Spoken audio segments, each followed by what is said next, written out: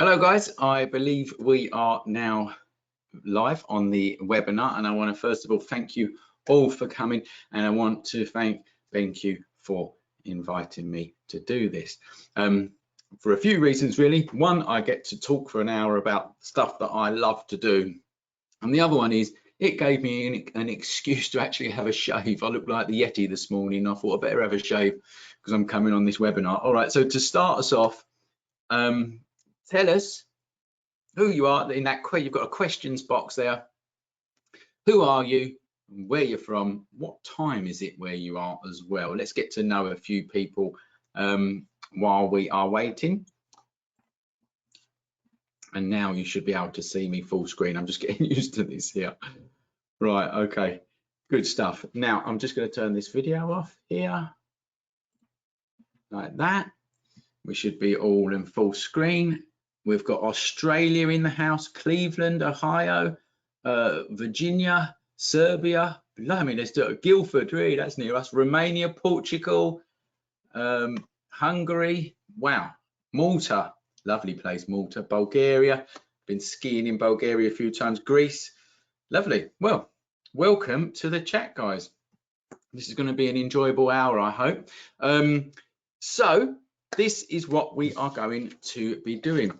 I've called it 5 editing tips for beginners, but actually there's going to be loads and loads more as we go. All right, so firstly, let's introduce me. My name is Marc Newton and I run a company called the School of Photography. We teach people all over the world photography. I'm pretty sure that there's a few of my students in this webinar anyway. If you are, say hi. It'd be nice to hear from you all.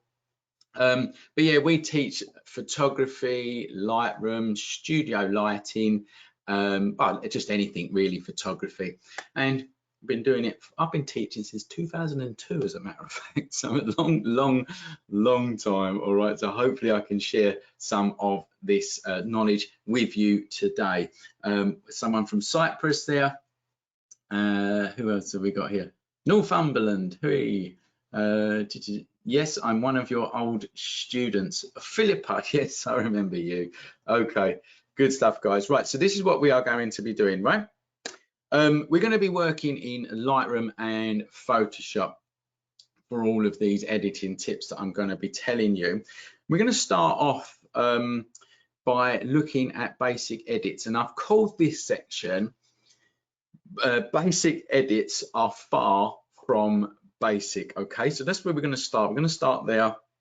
Then we're going to look at working in Lightroom and Photoshop together. Okay, I think it's something that people miss, especially if you're a beginner. You know, you miss out on marrying them two together. Then we're going to look at an easy way to merge images. All right, and I mean easy. You wait and see how easy this is. Okay. We're going to look at, or we're going to talk about monitors and calibrating monitors. Obviously, this is a BenQ webinar, so we are going to talk about monitors and obviously how important they are. We're going to talk about exporting to things like standard RGB and the color spaces that you work in, and because what I know about that is how complicated people make it, and it actually doesn't need to be complicated. All right, so we're going to come to that at the end. Plus, we're going to answer some questions, and you are lucky enough, because you've signed up for this, you're going to get a discount at the end of this webinar from BenQ for their monitors. All right, we'll talk about them as we go, and a discount from us as well for our online courses. It's 10% discount for BenQ monitors, 20% discount from our online courses. I will give you the code for that, you know, as we go, and you're also going to get it in an email. I think it's tomorrow morning you're going to get that as an email. Right, let's get started. Okay, let's crack on. Now, the first thing, basic edits are far from basic. Let me show you what I mean. Okay, so I'm gonna now share the screen now, so you should be able to see this Lightroom. Now you should be able to see Lightroom. Okay. Let's just, if someone I just want to check here, because someone's put the sound okay? Yes, you can. Okay, good stuff. Right, well done, guys. Thanks for that. Yeah, so this is Lightroom. Obviously, now we're going to look at, like I said, we're going to look at basic edits and how not basic they actually are, right? I think that people, this is one of these beginner things. You don't realize how just a little bit goes a long way. All right, so here's a picture I took down in Portland on the south coast of England, right? And this is the final edit of it. Now I'm just going to click reset here down the bottom. That is the raw file. Now I'm sure that you've all been in these situations. You see a really nice scene. This was a lovely scene. It was a lovely sunset and everything was going on. And the raw file looks like that. Okay, that's what you get from when you look at the back of the camera. And when you're a beginner, I see it all the time. Like you get that, you sort of get the because what you see in real life is not what you're seeing on the back of your camera. Now, it's because you just haven't done these basic edits. And over here in Lightroom, you have this panel. It's called Basic. And like I've said, it is far from basic. So let's do some edits. The first thing is you've got your color profile. Now that, for the older people amongst us, that would have been like the equivalent of choosing your film. So I was lucky enough, I did my photography degree 1997. Yeah, I know I don't look old enough, but 1997 is when I started my degree. I learned with film, you know, and you used to start by, sorry guys, I've just got to look at this as it comes through. Some people want to see a bigger screen. Are you able to possibly turn your webcam off for a bit while you do this? Right, I know what you mean. I can't turn the webcam off, but I can make this bigger here and I can make that bigger there. So you've got the image a bit bigger. All right, so we'll leave it like that for now. I'm just checking the comments, guys. I'm really sorry about that. I just want to make sure that everything is perfect before I start waffling on.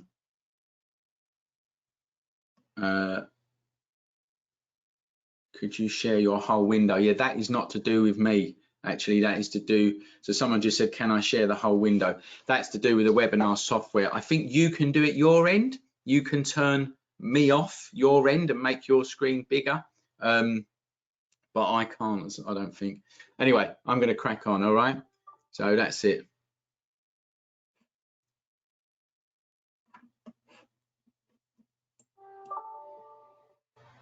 Okay, I want the webcam on because I want to be able to talk to people. So that's just for BenQ there. Right, now let's get back on with it.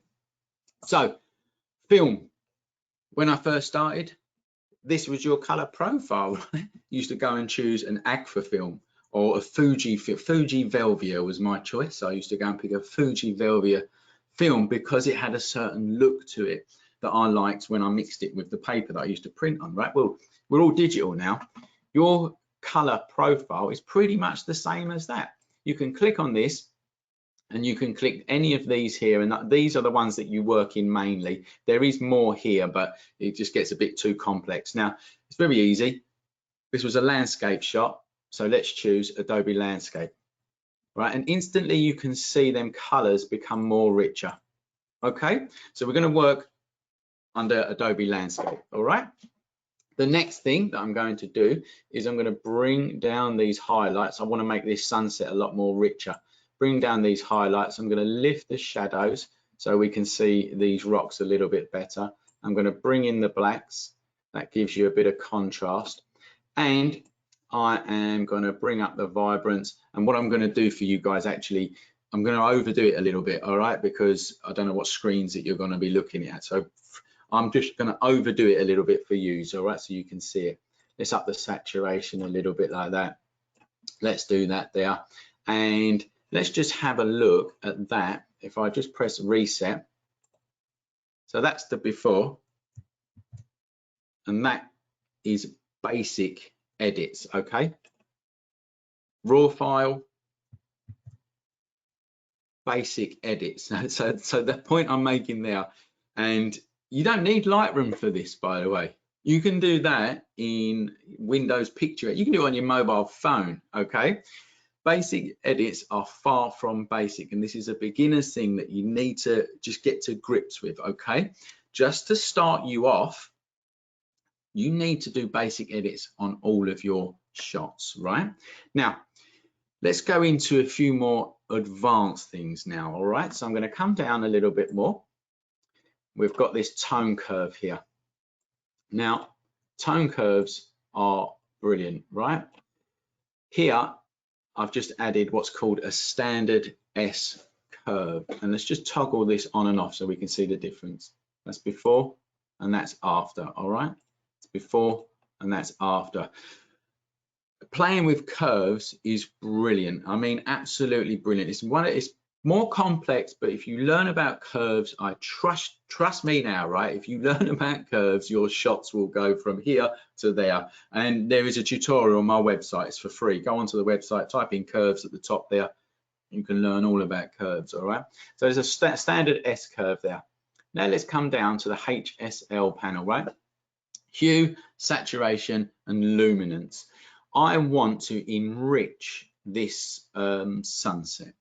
So in a sunset, you have reds, you have yellows. Them two colors obviously make orange, and then we have orange as well.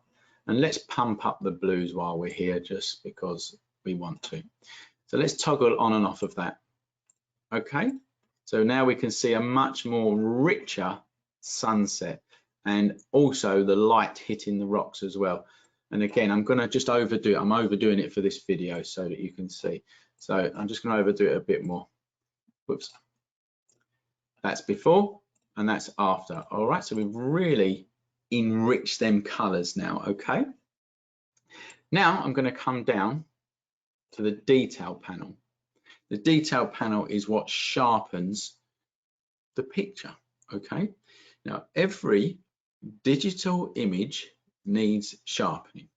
It's a fact, an absolute fact, especially raw files. So you're taking a raw file, it needs to be sharpened. Didn't happen in the days of film. You could take a picture, you could print it, it would be pin sharp. Well, digital, for some reason, needs to be sharpened just slightly. If you work in JPEG, the camera's sharpening it up for you.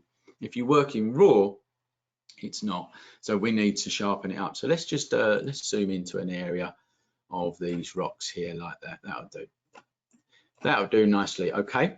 So I'm going to sharpen this up. Now, my general sharpening amount is 80 like that. So I'm going to click 80 there, and let's just toggle on and off of that first of all. So that's with no sharpening. Okay, that's with no sharpening at all. And that is with sharpening. And you can see that there's a dramatic difference already, okay? Now, there's something else with sharpening though. It brings out noise in your shot. And we'll look at that in the sky, okay? Yeah, look at that, that's a dirty sensor. See, schoolboy error that. Make sure you get your sensors cleaned. I'm going to zoom in a bit more, 3/1. Okay, that is noise. And that is being created by the sharpening that I have just added. I'm going to zoom out again. You've got this here called masking. If I hold down the Alt key like this, and I drag that across, you can see obviously it's going black and white. Now, the masking does this. It removes the sharpening effect from the black areas there, from the blank areas. I'm going to just lift off that for a minute. So let's think about this, okay? It's removing the sharpening effect. We know that the sharpening effect adds noise, right?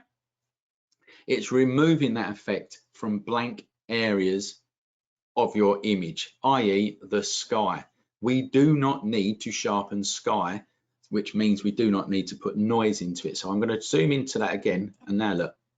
There's still a dirty sensor there, right? Still a dirty sensor, but there's no noise. There's no noise like what there was before. If I bring that masking down, there's the noise.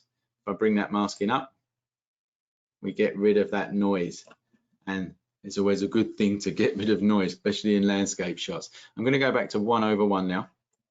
Sorry, I'm going to go back to, oh no, yeah, I'm going to go back to 1/1 like this. Okay, so the sharpening is now not affecting the sky and all the blank parts, but it is affecting the rocks and the texture, which is exactly what we want it to affect. All right, now I watch all these tutorials and all these people going on about sharpening in Photoshop with apply image and all of these things. No, the easiest way, I'm telling you now, the easiest and best way to sharpen your pictures is here in Lightroom in the detail panel. I have never found a better way to do it. Okay, let's toggle on and off again. That is without sharpening, and that is with sharpening. And just to remind you, I've now got no noise in the sky, and I've got a nice sharp rock. Easy as that. All right, the next thing I'm going to come down and show you is this here, chromatic aberration. It's under lens correction. Okay, I'm going to zoom in again to 3/1. So on some pictures, sometimes you get this, which is a green or a purple fringing around your edges.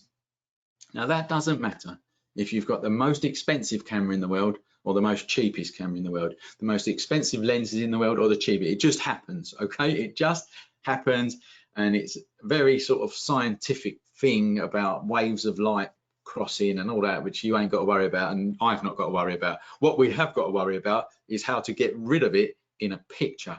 And here we get rid of it just by clicking this button here, remove chromatic aberration, and there you go, it goes. Okay, that's with it and that's without it. It is as simple as that. Okay, and there's nothing else I want to do to this. I'm going to zoom back out again. Oh, there is something else I want to do to this. Obviously I want to crop it. So I'm going to come up to the crop tool, and I'm going to unlock the crop so that I can do it independently. I'm going to bring that down here, because if you know about photography, you would have learned about composition and things like that. Well, this cloud I want coming in from the right corner, sorry, from the top left corner here like that. These are coming in from here. These waves are coming in from here. These rocks are coming in from there. And it just makes for a really nice composition. It looks a lot better than it does there. So let's do that, and let's crop it. And now let's look at the before and after. So I'm going to just hit the reset button. That's the before. Press Control and Z, and that is the after. All right, I'll do it once more. That's before, Control and Z, and that's after, right? Basic edits are far from basic. That was the title of that section, and hopefully you've seen that there. So you take a raw file. I'm going to come back to camera. Sorry, I'm going to, do you know what? I'm going to forget about doing this so much. Stop showing screen. There we go. Yeah, there we go. Right, so basic edits are far from basic, okay? That is what you are missing out on in photography if you do not post-process the shots, okay? That was a typical scenario that I get into and all of my students get into. They come, they show me this picture, go out to a really good place, lovely sunset. They come back and go, look at this. I took this and it looked nothing like what I was looking at. And I show them this, and they go, "All right, I'll get Lightroom and learn it then." And that's it. Okay, so that's that section there. Okay, it's a thanks, Alex. I'm glad that you like that. And let's move on to the next one. So the next one is, oh yeah, working with Lightroom and Photoshop together. I'm just going to take a drop of drink, guys. It's not easy to talk. I feel like just talking to myself. Right. Now, Lightroom and Photoshop come together. All right. Now, I am not a spokesman for Adobe at all. They come as a package, right? And they come as a package for a reason, because you are meant to use them together. And one of the beginners mistakes, if you like, when you first start to learn. And you know, I'm in a uniquely privileged place talking about like beginners tips and beginners mistakes, because I teach thousands of people and I get that, and it's the same questions all the time. So I know that this is a question that people will ask, because you want to, and understandably so, you want to just learn one of them because they're bloody hard to learn, Photoshop and Lightroom. So why learn both if you can just learn one?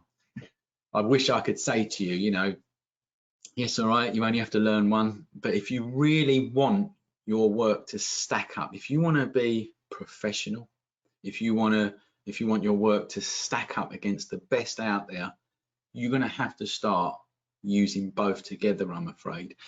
I'm going to show you why now. Okay, so now I'm going to have to bring this up at the bottom here.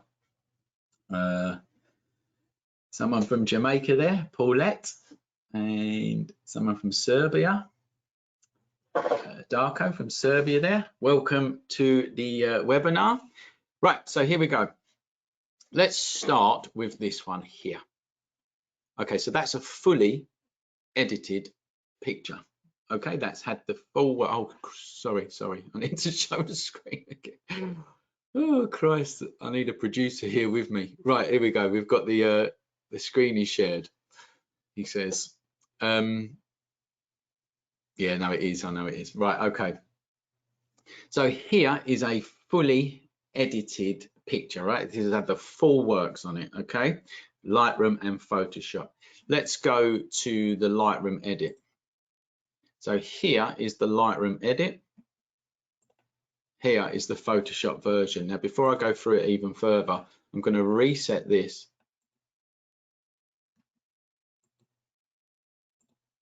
It won't let me do it, I don't think. Don't worry about that because I've imported it from another place. Oh yeah, it did. Sorry. Yeah, so that is the actual raw file. So that's the original raw file right there. That is the Lightroom edit. And here is the Photoshop edit. Slight difference. If you're looking there like that, you're probably not going to see much difference between that and that. But let's look a little bit deeper into the picture, okay?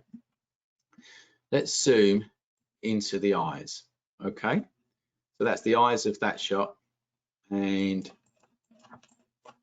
this is the eyes of the Lightroom edit, okay? There's the Photoshop edit, and there's the Lightroom edit, okay? So if we go back to the Photoshop edit, what you can see is the eyes is brighter, okay? The colors in the eyes, the brown eyes are coming out more.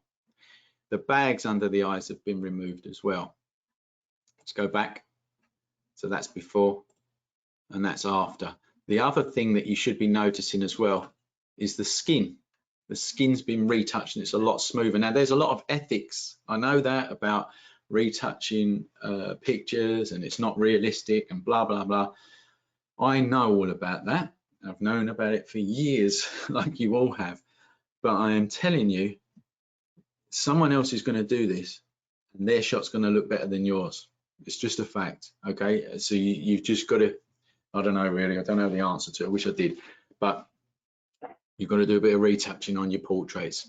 So there's the skin from before, that's the original skin, and here is the Photoshop skin. So you can see I've removed some sort of blemishes there. The skin's all nicely smoothed out. Let's come up to the lips as well. There's a bit of lipstick missing there. So I've re-added it in there. And there's all of these fine details that you're missing out on if you're not doing the Photoshop bit, okay? The other thing is, I'm going to come down to here, and let's come down to here again like that.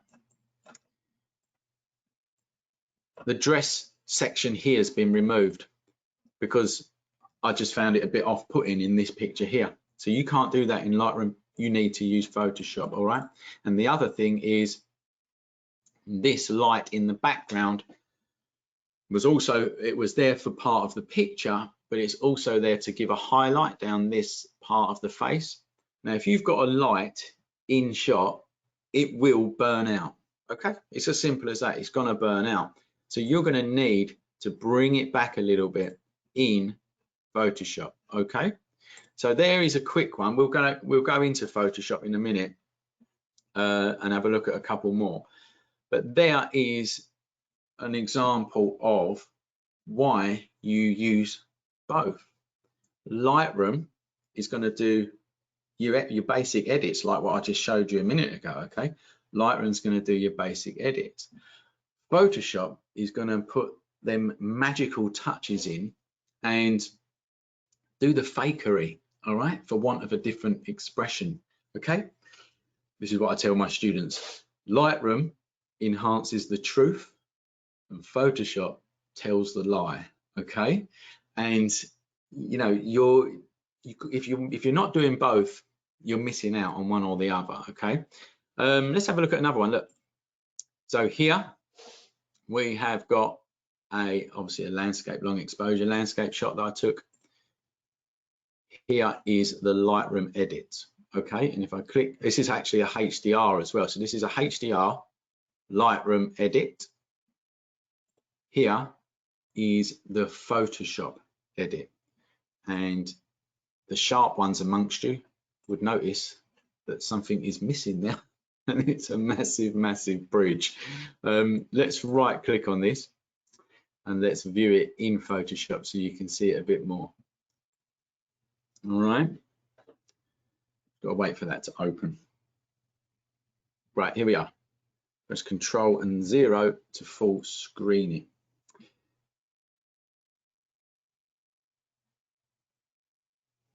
My mic dropped.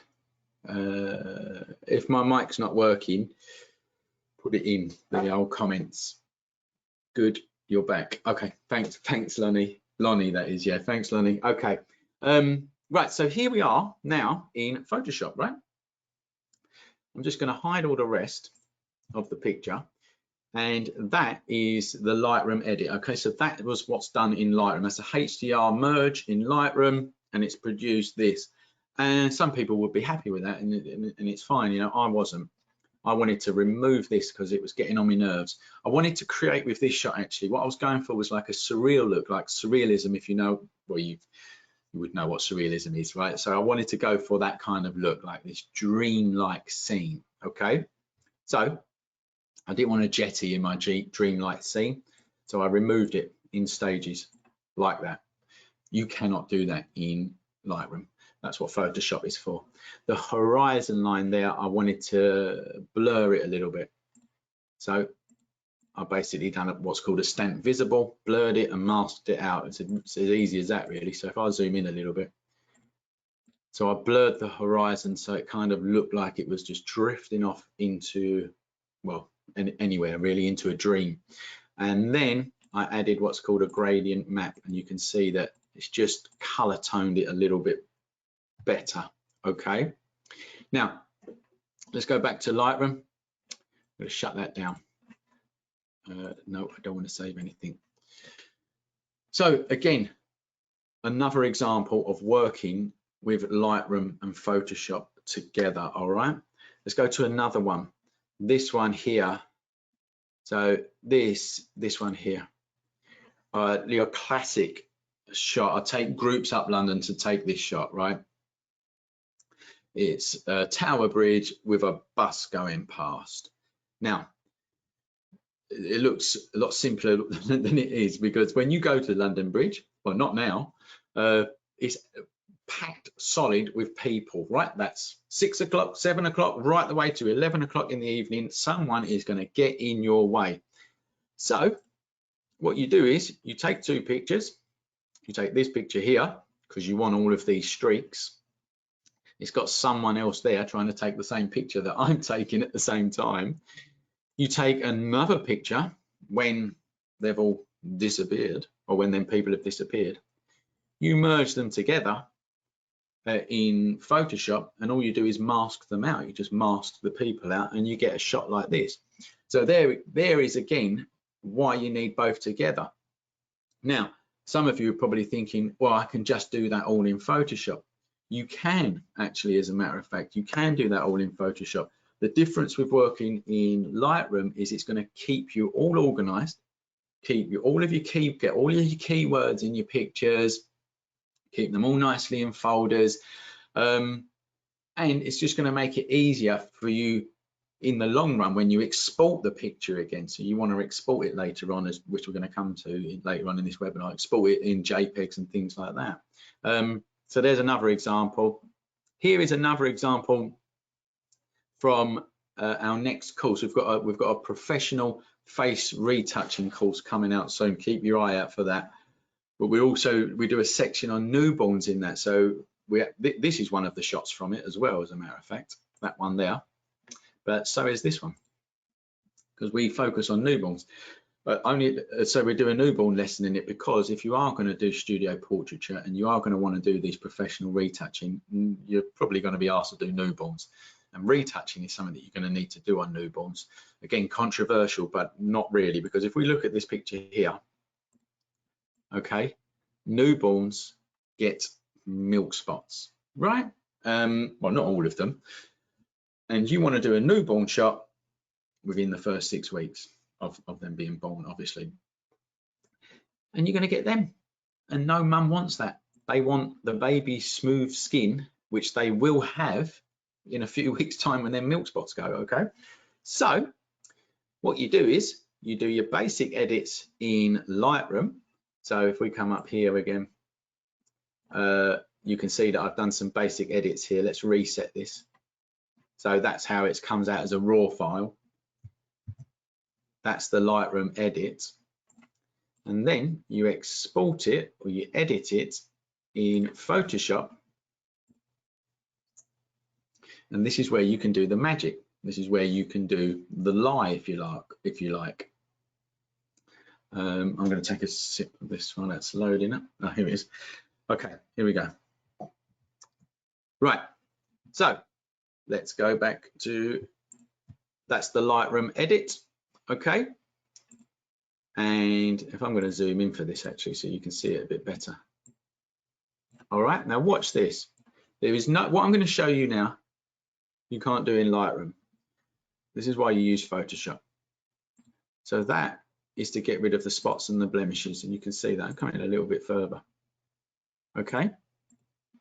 This folder here was where I retouched the skin and smoothed out the skin. This folder, this one here, was brightening up the eyes. Okay, Control and 0. And this one here, the levels adjustment layer, is for these areas here. Okay, so again, there's the before, and there is the after. Okay, so I'm going to close this down. I'm going to come back into Lightroom. So let's take this as a total example of, I mean, I'm assuming that most people on this webinar are professionals or aiming to be professionals or hobbyists, right? But whatever you are, it starts like this.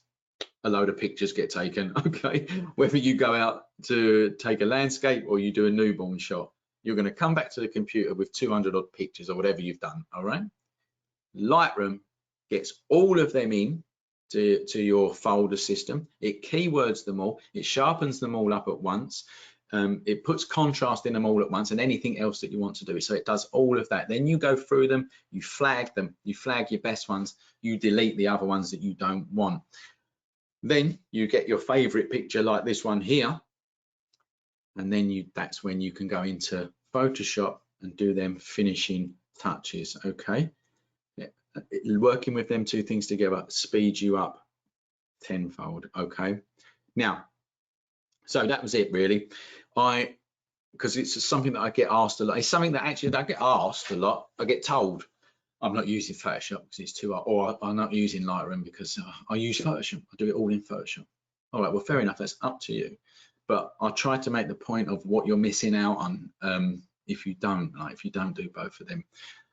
Speed you up and you get much more professional work. And for those people that are entering competitions, or certainly those people that are wanting to be professional, right? If you don't do that, someone else is, and they're going to get the work. It's a fact. Okay, so there you go. Right, now but you can't use, but you, okay, so Karina, well, I'm going to answer questions at the end, but Karina has just asked a good question here. Her name's Karina. She's saying, I think what you're trying to say is, but you can do what the Lightroom stuff in Adobe Camera Raw. Yes, you can, but you can't do it as quickly and easily as you can in Lightroom, and you can't do it, it's not going to organize all your pictures for you in folders.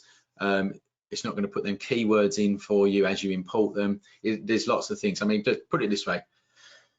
You wouldn't have Lightroom if you could do it all in Adobe Camera Raw. Adobe Camera Raw is there for people who don't really want to use Lightroom, as a matter of fact. And my point is that you should learn them both. Anyway, I'm not going to answer anymore. I'm getting distracted. We're going to move on to the next part, right? Which is, oh yeah, an easy way of merging two pictures together. You're going to like this. This is brilliant, right? Here we have two pictures of the Millennium Bridge in London. Okay, now let's talk about the reasons why people want to do this. Happens all the time. Bright sky, dark floor. Certainly happens in night photography, certainly happens when you're doing a landscape shot, and especially if it's a sunset and stuff like that. Bright sky, dark floor. Loads of ways you can edit them, HDR and this, that and the other. But this is a really simple way. It's a really, really simple way. You have two shots, one that you expose for the dark part, the foreground, and one that you expose for the background. So here we have them here. This is exposed for this part of the shot, and this one here is exposed for this part of the shot. Okay, so you can see that that is exposed for that, and it's too bright in the background, whereas this one, it's nicely exposed in the background there, but it's too dark in the foreground. Okay, so all we do is we open them up in Photoshop and we mask one out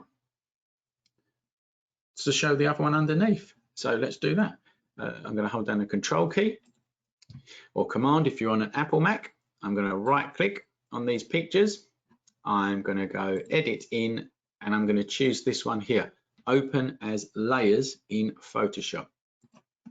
Just like that. Okay, and it's going to do its thing, and I'm going to take a sip of drink while it's doing its thing.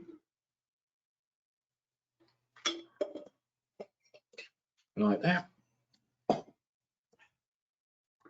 And here we have both shots, right? I'm going to press Control and 0 to full screen it. There's the dark one and there's the light one. All we need to do now is add a mask and use the graduation tool. So make sure that's selected. The top one's always selected. Add a mask. Over here, you've got your gradient tool. I'm going to click on that. You need to make sure that you have got foreground to background color there. Now by default it should be there by default, and by default again it should go to black and white here, but if it doesn't, just check and it should do. And then quite simply I'm going to click on my screen about here. I'm going to hold down the Shift key as well so it goes nice and straight, bring it up to about there, release, and there you go. That's how easy it is, right? Watch this. I've just brightened up the foreground. I told you it was easy. Now what I'm going to do is I'm going to press Control and S to save it, and then it's going to save it in Photoshop. And this is another thing about working on them both together. It's saving now a PSD for me, and it's now adding that into the same folder as the other two pictures. It's adding it into the library of my Lightroom library, and keeping it all nice and neat for me. So if I go back now into Lightroom, here it is here. That's what I just created. It's called Edit 2. I've already got an edit, so it called it Edit 2, all right? And then now we've got a much more balanced shot already, okay? So that's the one before.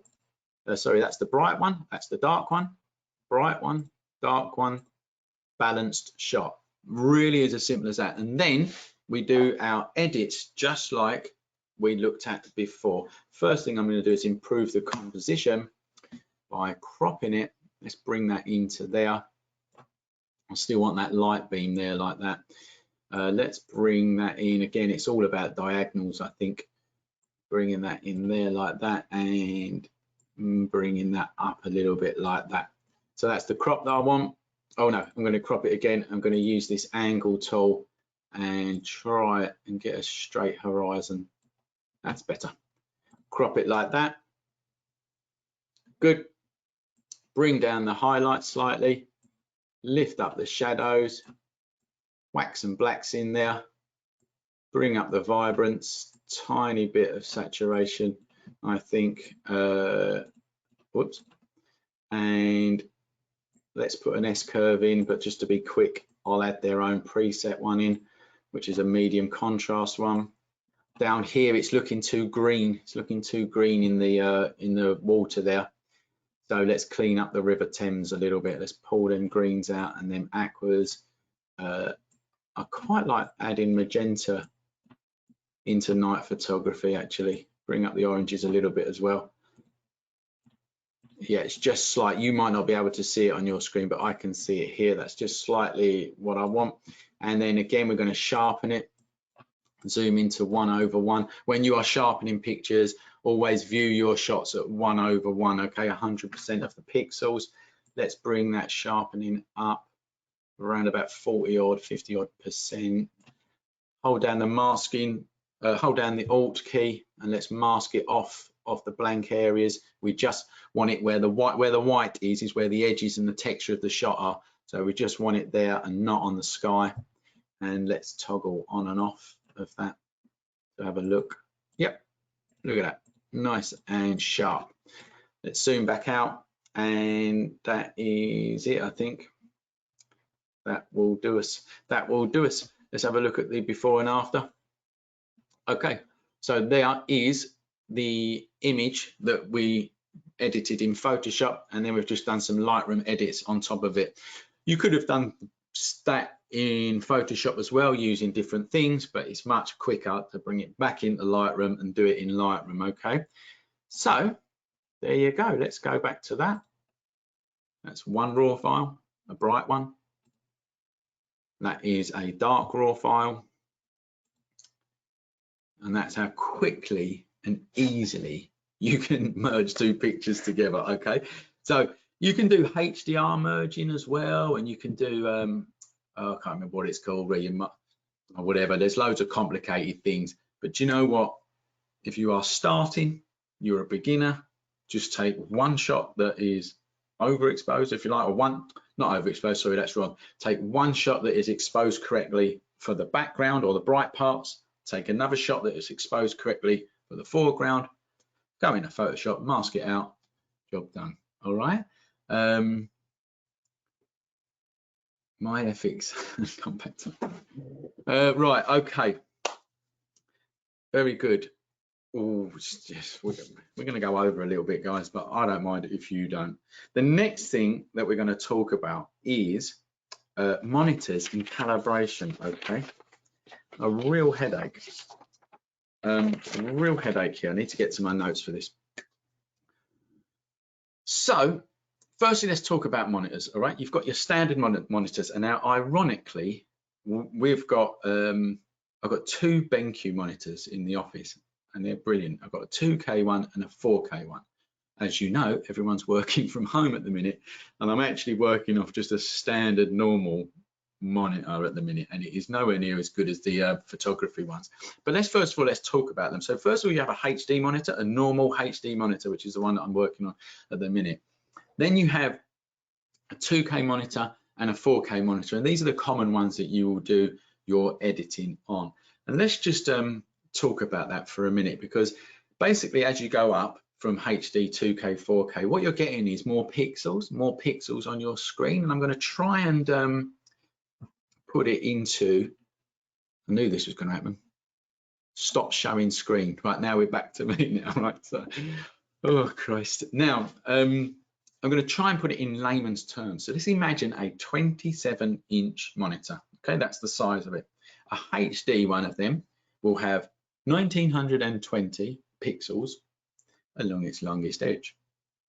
A 2K 27-inch monitor will have 2040 odd, I wrote, yeah, 2048 pixels along its longest edge. So effectively, in the same amount of space, you've got more pixels, okay? And then you've got the 4K monitors, and they have 3,840 pixels along the long side, along the longest edge, right?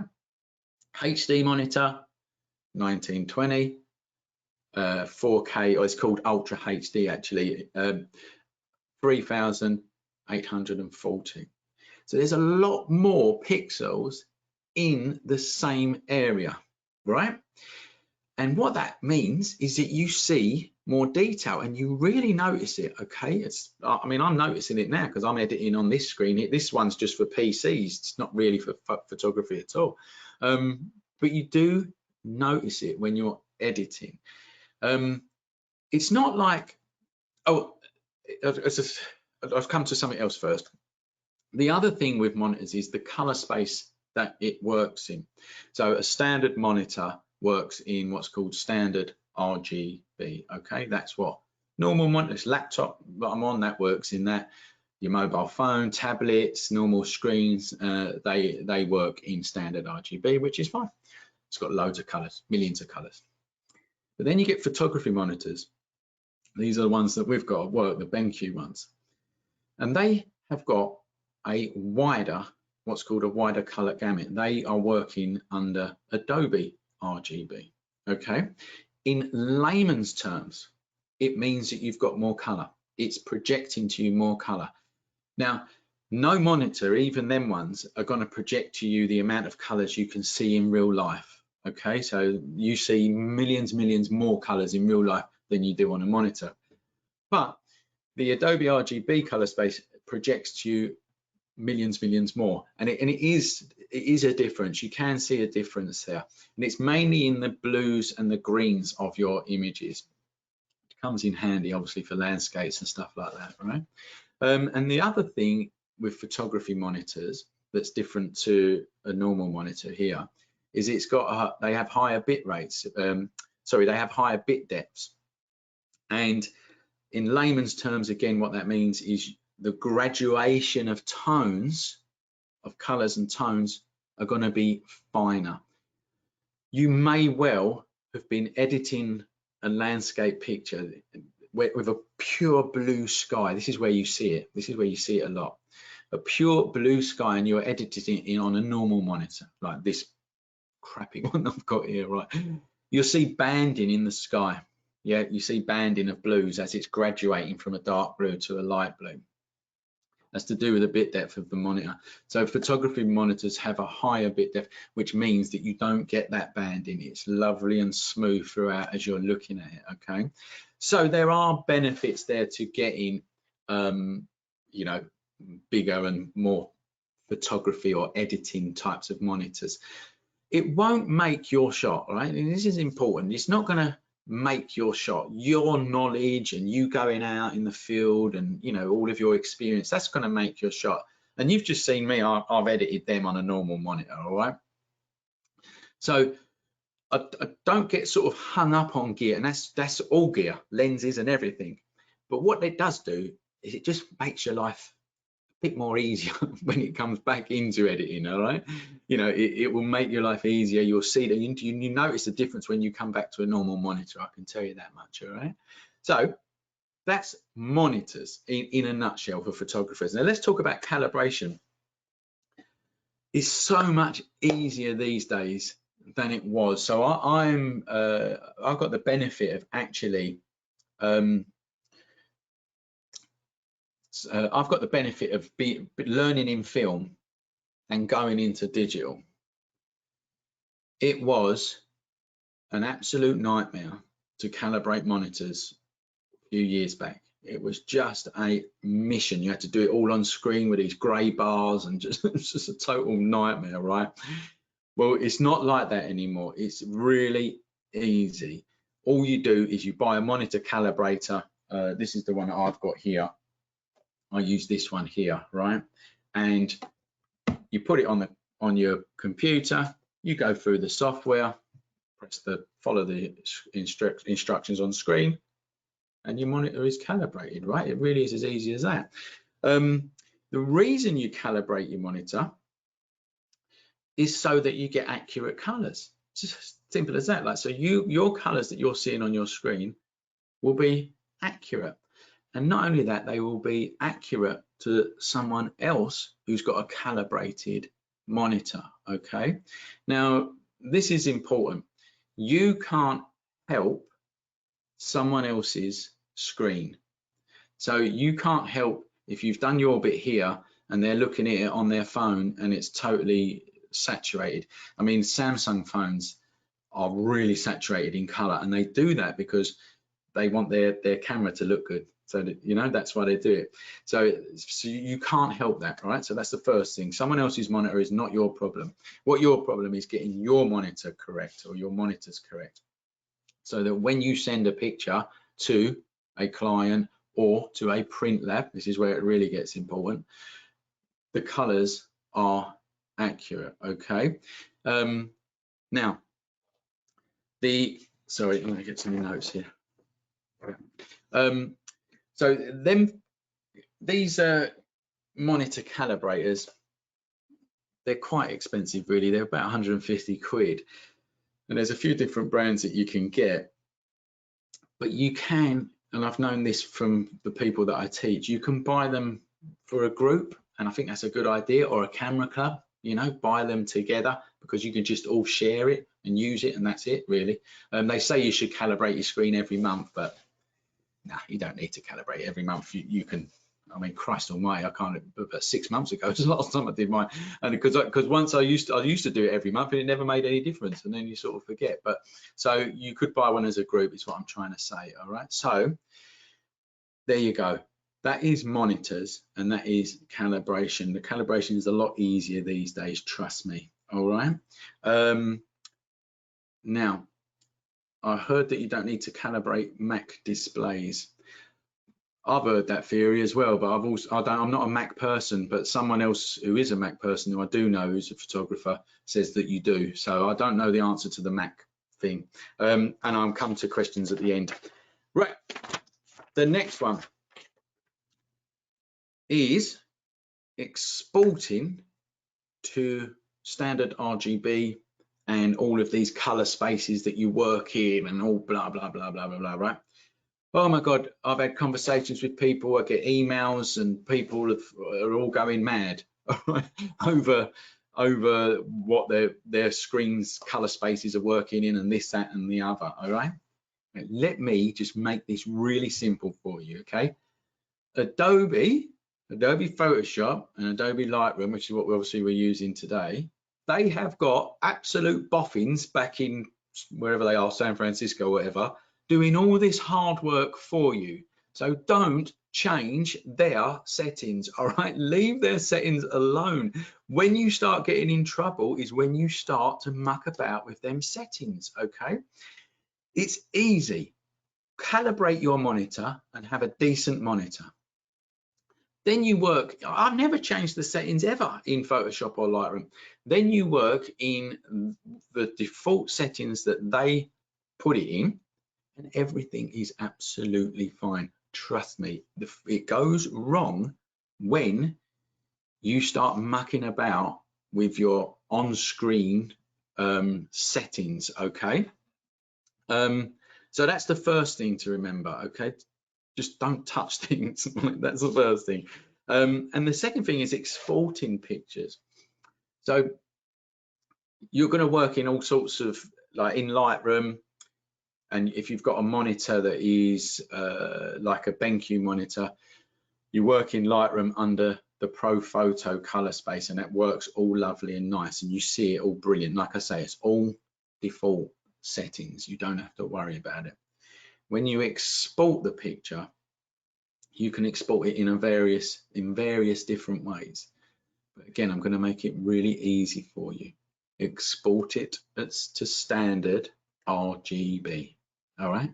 Do not start mucking about, and I'm going to tell you why. Firstly, if you're exporting for screen, so if you're doing pictures for a website or whatever, most other monitors across the world and phones and tablets all work in standard RGB. So there's no point exporting it anything else. So that's for screen. And for print, it makes hardly any difference at all if you export it into ProPhoto or Adobe RGB or anything like that.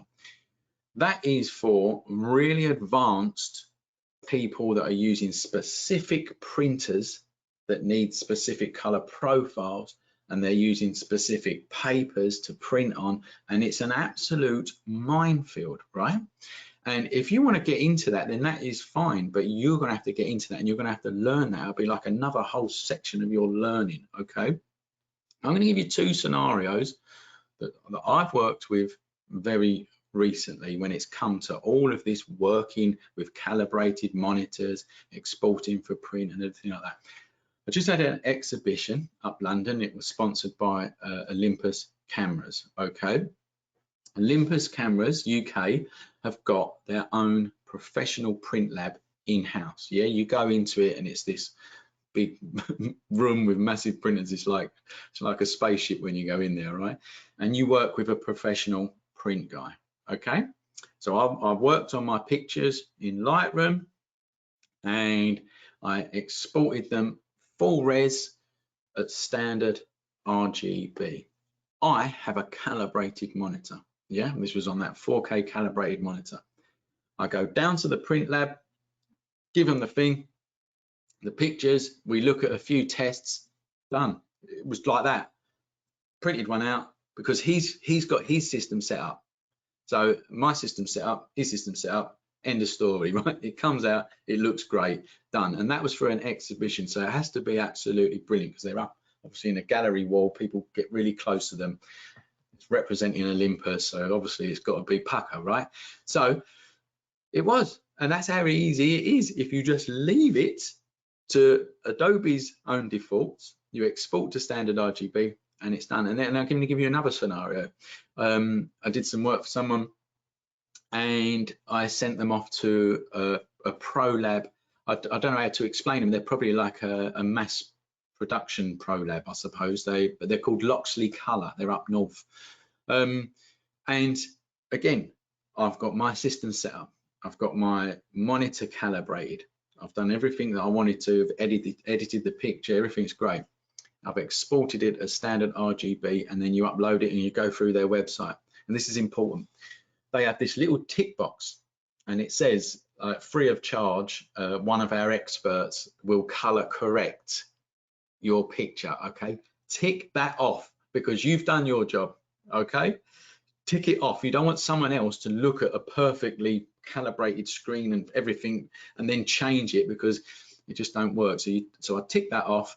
I say to them, I effectively say to them, no, I've done my bit. I'm trusting that you've done your bit. And they send you the print and it's absolutely perfect. Absolutely perfect. And that's with a print lab that you email your stuff to, okay? So there you go. That's a really sort of headache of a question that I get all the time. And it's because people are clicking things that they don't know about. Leave it to Adobe's defaults, export to standard RGB, job done, easy as that. Okay, it's question time, guys. It is question time. So we are running over a bit. So I've got some questions here. Bear with me. I will try and go for, oh Christ, I don't know what I've done here.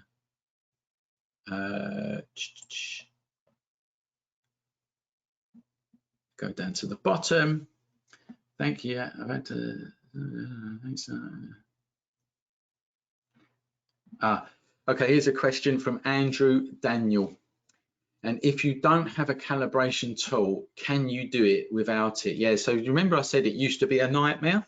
That's when you used to do it without the calibration tool. There is. Do you know what? I've not even been into Windows system anymore, but in the past Windows had its own calibration tool, if you like, and you went through the process on screen. But trust me, it's an absolute headache and it don't work as well. It's expensive, I know it is, and I don't really know. I think you can get some Calibrate. Is there one called a Spider Monkey, which is a bit cheaper, maybe? That rings a bell. but have a look around. I would certainly advise that if you are going to be editing shots, okay, and you're going to be doing it, you know, on a monthly basis or weekly basis, whatever you're doing, you're going to need one.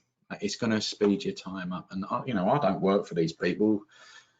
If anyone's watching and they do, you want to sponsor me, you can, right? But I'm sorry about that. It is, I think you can do it without a monitor calibrator, but I know for a fact it's a lot harder, I'm afraid. All right. Okay, here we go. Let's have a look at a few more. Just bear with me a minute, guys. Please bear with me a minute.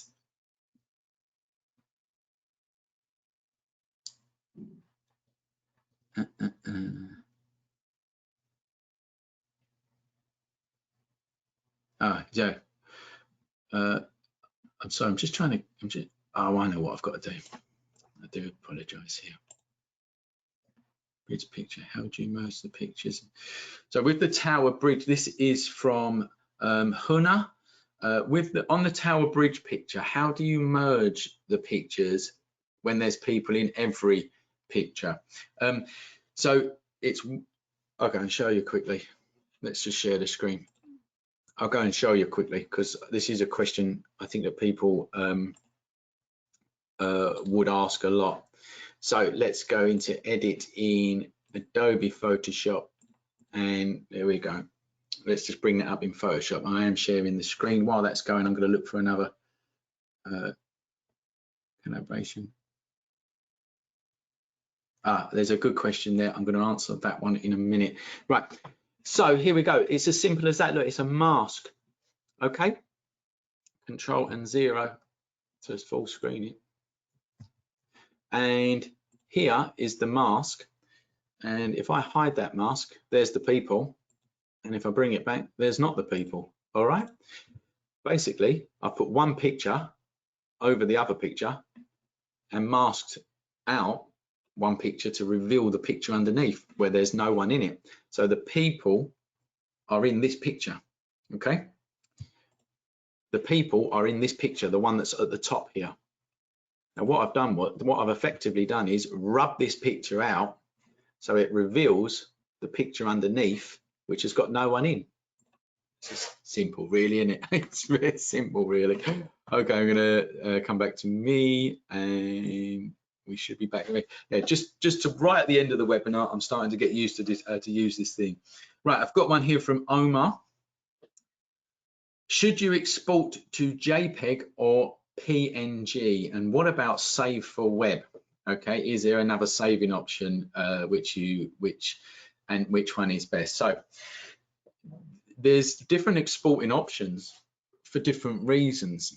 If it's a general picture and you want it for print, okay, or just the web or whatever, JPEG, absolutely fine. Okay, just export to JPEG. Excuse me. A PNG is normally used if you've got a transparent background. Okay, this gives me a, I'm going to promote my website now, just so it gives me an example to do that. All right, so my logo here is a PNG, and what that means is it's an image with an invisible background. So I can drag that onto here and you will see the background. You will see well, there won't be no white there. And that is a difference of PNG, and whereas this is a JPEG because it's a full flat image. So that's the difference between a I knew I was going to, just at the end there I was getting too cocky, when I, right, so let's start again. There you go. That is a PNG, and it means that the background is invisible, so you can see inside the O's and whatever else. So if I drag that picture over here, you would see through the lettering to the picture underneath. Here is a JPEG. It's a flat picture of a JPEG, and it will just go on to any website and stuff like that. So that's the difference between a PNG and a JPEG. And if it's for print, it should be JPEG. And then save for web is basically a JPEG as well. I think you're talking about in Photoshop. You can go, there's something called save for web, and it will compress, I believe, because I do it in Lightroom, I do it sort of export it through Lightroom, but I believe the Photoshop one gives you an option to compress the image. So here's a tip for you. If you are saving for web, JPEG, and you want it to be a compression, it's called a compression of either 80 to 60, yes, 60 to 80. That will lower the compression of the image, which will speed up the load time, which will make your website load faster, which will push you up the ranks in Google. Okay, so that's that one there.